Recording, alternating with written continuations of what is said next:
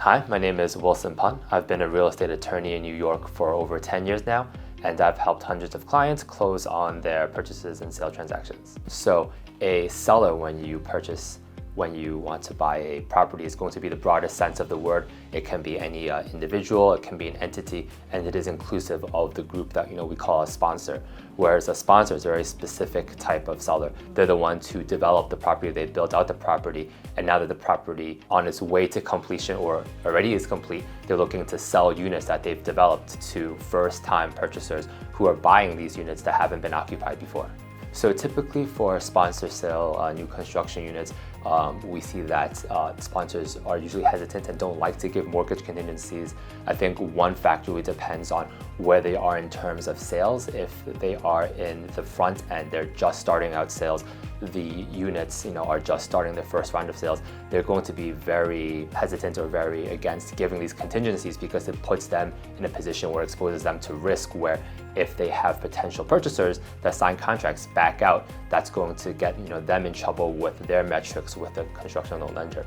Versus if they've already entered or engaged in a lot of contracts with potential purchasers, they've already sold out a lot of units, or the property's already done being built and they're selling off remnant units that they still own, then it may be something that's more of a negotiable point. So it really depends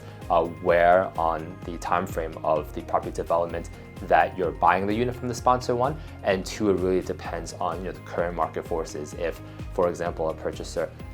has more of the market forces power behind them at a given time, then they'll be able to sort of make that demand and say, we're not going to be able to proceed with the purchase if we don't have this contingency, and we've already done all our legwork, had a pre-approval already, our finances are all in shape, there's no reason why we wouldn't get a mortgage. It sort of gives the sponsor a bit more confidence in allowing for the contingency versus someone who they may not be as sure as, and they're worried just about wasting their time. So an outside closing date, typically we don't see as much in your normal arm's length transactions between a purchaser and an individual or a third party seller. We're going to have a closing date that's typically around 45 to 60 days after closing, with nothing really beyond those bounds, just because once that time has passed, you're going to have either party sending out time is of the essence letter and sort of creating an outside date if that need arises. For a sponsor sale contract, sponsor sale transaction though, that's a bit different, because let's say you're entering into a contract with a sponsor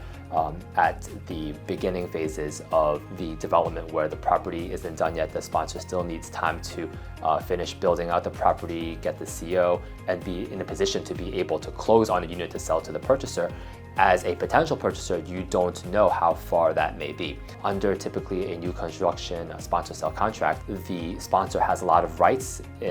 by the way of they're able to adjourn a potential set closing date for consecutive 30-day periods if for whatever reason they're not ready to close on the anticipated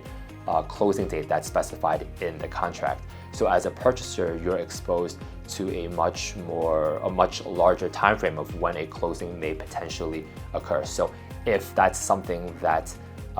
may give you some pause, or you sort of don't want to open yourself up to potentially being locked in a contract for 1 or 2 years or even longer, in some contracts we typically have, and if not, we can always propose as an additional revision in the contract, this concept of an outside closing date. So that may be, for example, 1 year or 2 years from the day a contract is executed, a purchaser will be able to insert a clause, provided the sponsor and sponsor attorney agrees, that if we haven't closed on the unit by that outside closing date, then the purchaser will be able to get their down payment back and terminate the contract without any sort of penalty. So a title report and title insurance, regardless of who the seller is, whether it's from a reseller or if it's from a new construction sponsor sale, you're always going to want to get title insurance, right? Just because you don't know, for example, what liens or mortgages may remain on the property, and you want to be insured against those risks. So from a regular reseller, we have one very common title issue is their mortgage, for example. They'll have a mortgage on the property that will need to sort of bring again to their attention that they need to request a payoff and make sure that's paid off and resolved before they can close and sell the property to you. Very similarly, in a new construction sponsor sale, the sponsor will have their mortgage that's on the property, namely most likely a construction loan. So when the sponsor comes and develops the property, they are also getting a loan from a construction loan lender to be able to finance and build the property out and sell each of those units, in the case of condominium, in piecemeal, so that every unit they sell, their construction loan lender has to issue a partial release and a payoff that needs to be paid off before that construction loan lender, on behalf of the sponsor, will agree to release their priority mortgage or lien on that specific unit, so that when a purchaser buys the unit, there's no other mortgages that they're subject to. They're getting that unit free and clear of all liens.